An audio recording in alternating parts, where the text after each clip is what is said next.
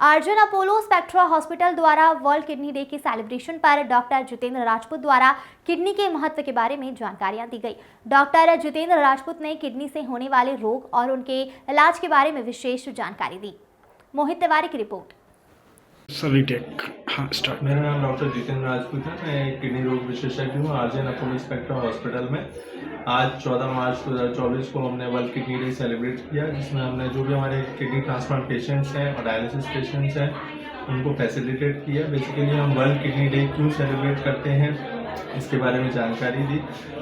Main motive हमारा world kidney day celebrate करने का यही है, लोगों में अवेयरनेस क्रिएट करना किडनी डिसीजेस के बारे में, जिससे कि किडनी पेशेंट्स को जो भी प्रॉब्लम्स आती हैं उसका हम निवारण जल्दी से जल्दी कर सकें। इसमें हमने पेशेंट्स को बताया कि किडनी की बीमारियों के लक्षण क्या होते हैं, जैसे पैरों में सूजन आना, खून की कमी होना, बीपी का बढ़ना, सांस फूलना। इसमें हमने पेशेंट्स को बताया कैसे हम किडनी की बीमारी को जल्दी डिटेक्ट कर सकते हैं। कुछ हमारे टेस्ट होते हैं, जैसे ब्लड के सीरम क्रिएटिनिन, अल्ट्रासाउंड, यूरिन के टेस्ट। किडनी डिसीज मेनली दो प्रकार की होती हैं, acute kidney disease and chronic kidney disease. Acute kidney disease में जो पेशेंट्स हैं उसमें किडनी में इंजरी कुछ घंटों से कुछ दिनों में हो सकती है। क्रॉनिक किडनी डिसीज एक स्लोली प्रोग्रेसिव डिसीज है, जिसमें कुछ महीनों से लेके कुछ सालों में किडनी धीरे धीरे डैमेज होती है।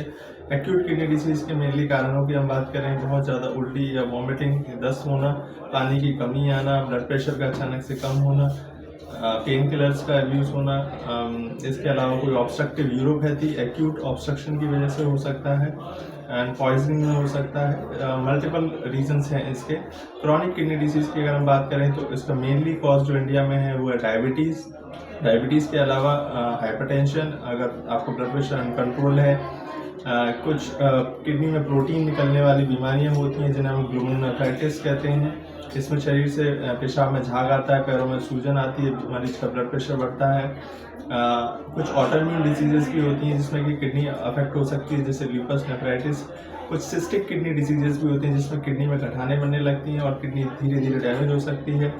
प्रोस्टेट की वजह से, किडनी में स्टोन की वजह से, यूरेटर में स्टोन की वजह से भी किडनी में डैमेज आ सकती है।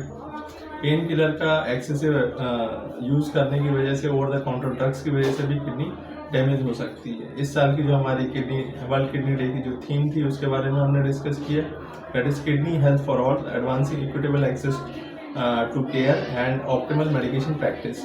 इसका मतलब है कि जो किडनी की बीमारी है उसके जो किडनी हेल्थ है वो सभी के लिए अवेलेबल होनी चाहिए, इक्विटेबल एक्सेस होना चाहिए सभी पेशेंट्स के लिए, समाज के सभी वर्गों के लिए, चाहे वो गरीब हो चाहे वो अमीर हो।